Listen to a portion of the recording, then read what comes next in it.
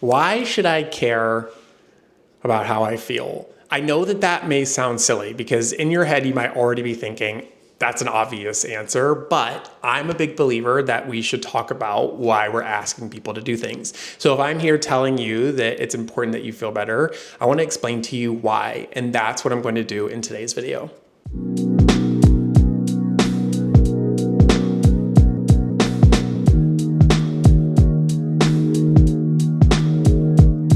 I'm going to take you way back to the golden age.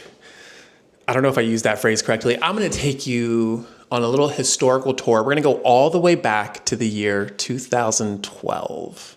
I know. Can you believe that 2012 was 63 years ago? Time flies when you're suffering. This woman came up to me and was like, you should come work in my after school program for kids. It's a theater program. And I laughed at her. I literally laughed in this woman's face because what about this mess makes you think that I would be good to work with kids? And so I said no, because literally at this point I had no desire, no inkling? I'm gonna look that up. I had no desire to work with kids, but she then said, I'll pay you $60 to go and sit in on this class. And I was like, wow, what a lucrative opportunity. Actually, teaching theater to kids sounds like a lot of fun. So my goal was to go to that class, get my $60, blow it all in one weekend, because $60 was a lot 63 years ago. And that would be the end of it. I went there and there was a woman teaching this class. Her name is Candace. Candace had this really great Southern accent. I'm going to try to do it, but there's been times where I've tried to do accents before and it just feels like a hate crime. So I go into class. The woman who runs the program told me, you don't have to do anything. You just sit in there. And I was like, great, because I have no experience. I have no idea what I would do with these kids. It's kindergartners. Like literally, what am I supposed to do with them? I go in and she's like, this is Mr. It's not good. My Southern accent. This is Mr. Donovan. Oh God, she did not sound like this. I'm going to have to send her an apology. I'm not going to do the accent. I thought I could do it, but there's not enough time to grow today. I'm going to be a fixed mindset around that. I can't do accents. She's like, this is Mr. Donovan. She's like, he's here to make sure that you follow the rules. And if you're not following the rules, you're going to have to talk to him. And I'm sitting out in the back like, what?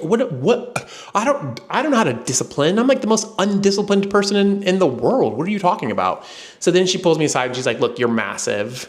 Like, honestly, all I needed to say that and they would have listened. And I'm a big guy. I'm 6'1", and little kids are little.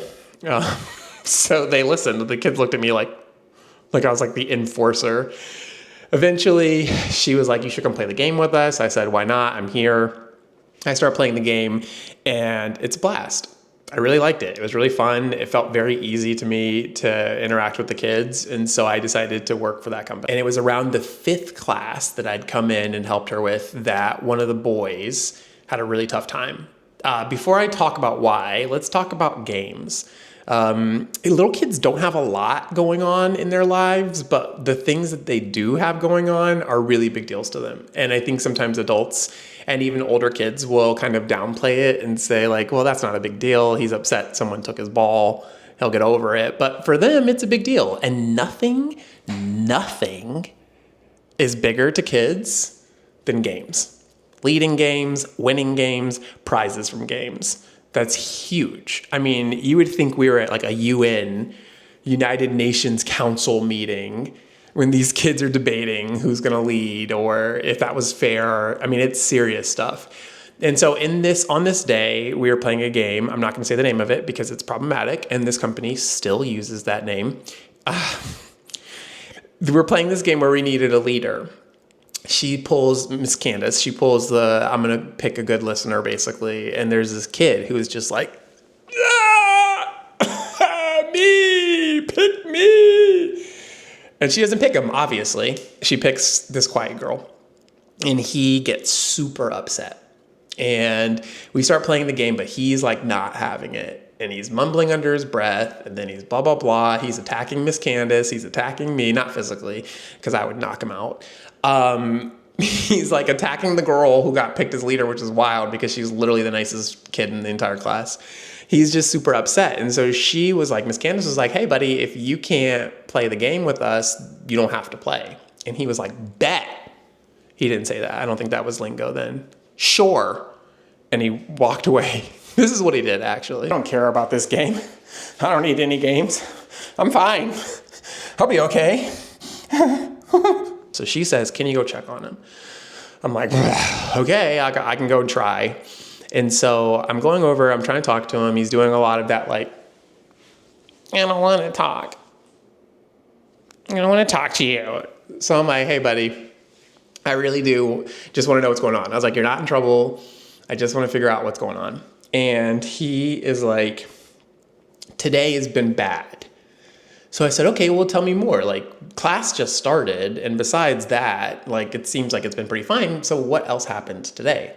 He goes into this huge story about basically how there is a line leader chart in his room where someone gets to be the line leader for the week. And it was supposed to be his week. But last week, a new kid came and the teacher wanted to make that kid feel welcome. So she allowed this kid to be the line leader, which, cool, whatever. But because she did this, she accidentally skipped him. She skipped him. And then this week, it was another girl, right? It was someone else. And he's trying to tell her, he's trying to point at the chart. She's like, I got a whole class to tend to, right? I don't blame the teacher. Things happen. And he has a hard time articulating. He's like just mad that it's his week and he doesn't get to do it. And so I'm listening to him and I'm talking and I can just see like how frustrated he is at the experience, but also because he doesn't know like how to articulate why he's upset. And so I just say, man, it sounds like you got upset because it was unfair, because you got skipped.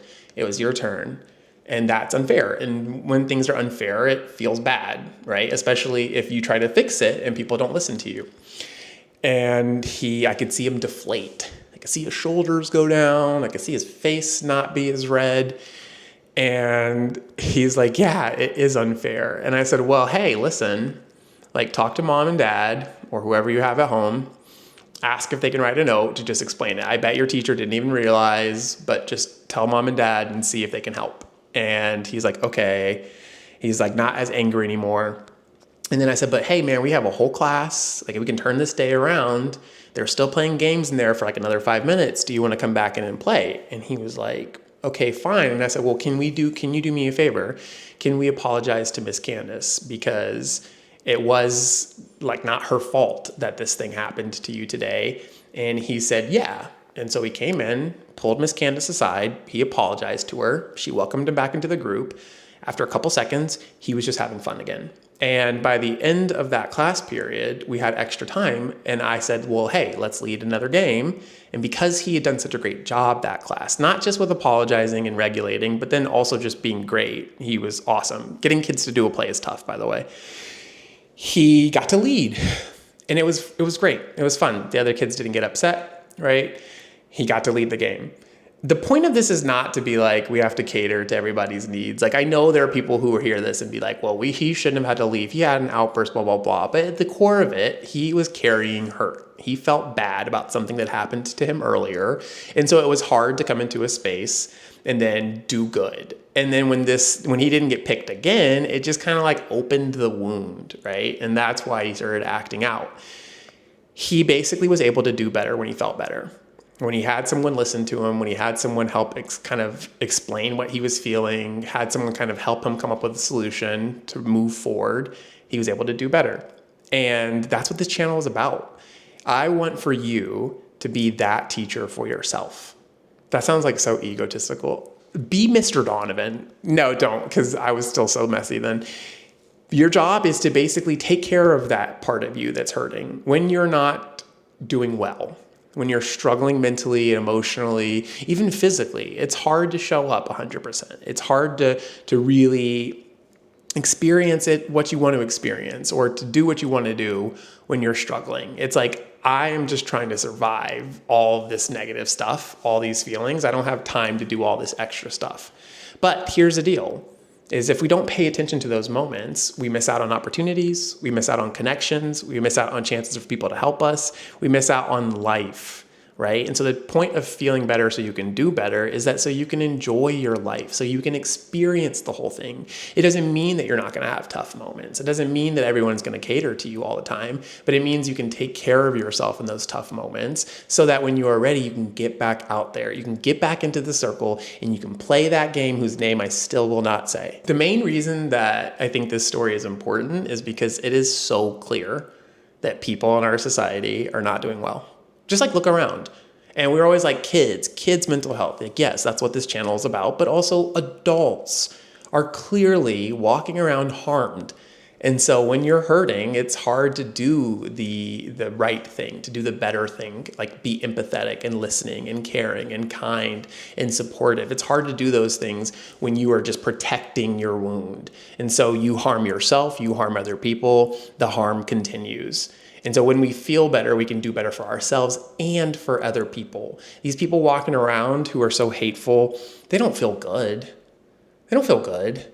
And if you're someone that's hateful and you feel good, reach out to me. I'd love to talk to you. I would just love to hear your perspective because for the most part, if people are like harming other people, it's because they don't feel good. Thank you for being here. Thank you for being here for yourself. Thank you for being here for me. Thank you for being here for the community. I am with you 100%. I cannot stress enough to you how much I say I understand that I may not know you personally, but if you are here, I know your heart. I know why you're here. I've been in the same boat. I wish I would have had something like this when I was a kid. I'm going to continue to improve. I hope you can be here as we grow. Until then, take care of yourselves, friends. Be good, be kind, be loving to yourself. And I'm going to figure out how to end these videos eventually. Bye!